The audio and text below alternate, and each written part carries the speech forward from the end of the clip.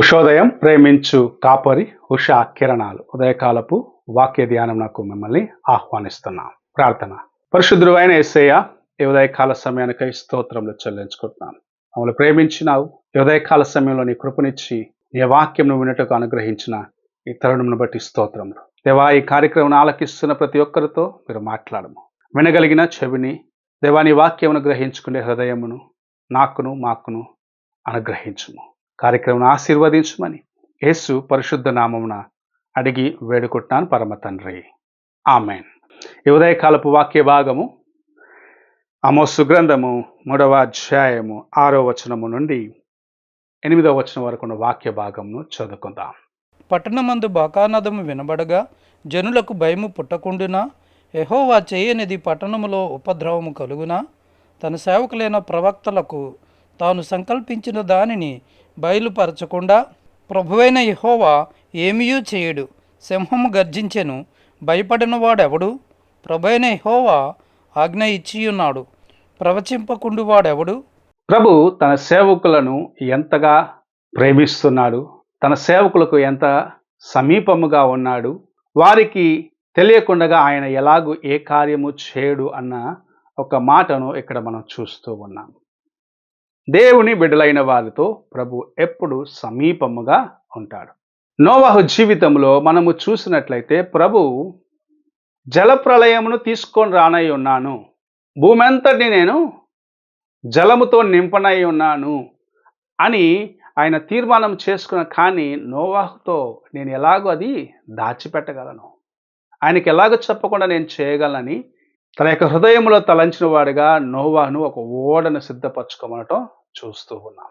సొదొమ గొమొర నాశనము చేయబడటము, సొదొమ గొమొర పట్టణం యొక్క నాశనము ముందుగానే అబ్రహాముకు తెలియపరచబడినది.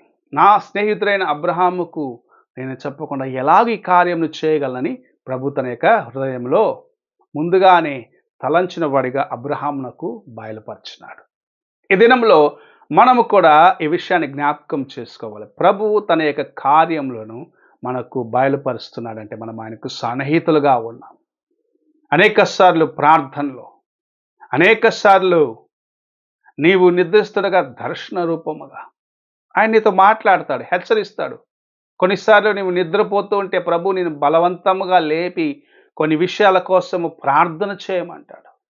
కారణం ఏమిటంటే నీవు ఆ సమయంలో సిద్ధపడి ఉండాలని ప్రభు ఆశిస్తూ ఉంటాడు.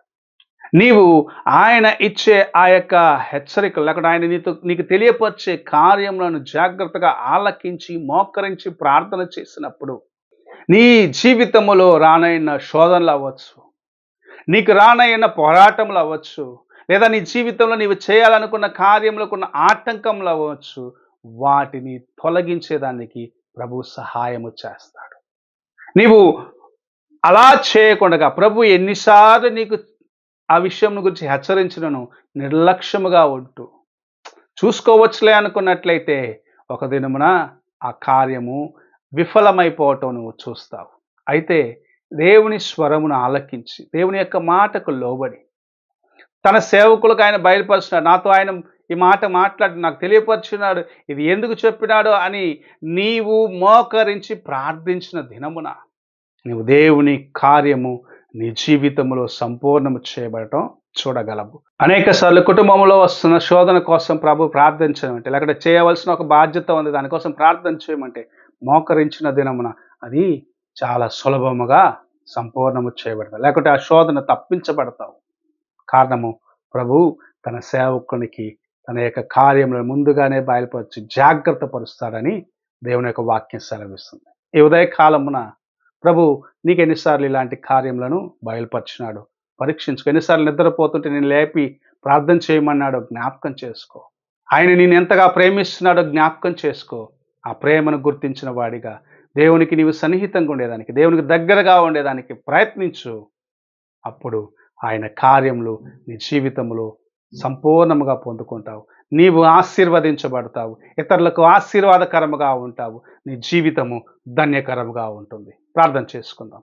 పరిశుద్ధుడైన యేసయ్య, ఈ ఉదయకాలంలో నీవు మాకు ఇచ్చిన కొద్ది హెచ్చరికలను బట్టి స్తోత్రములు చెల్లించుకుంటున్నాము.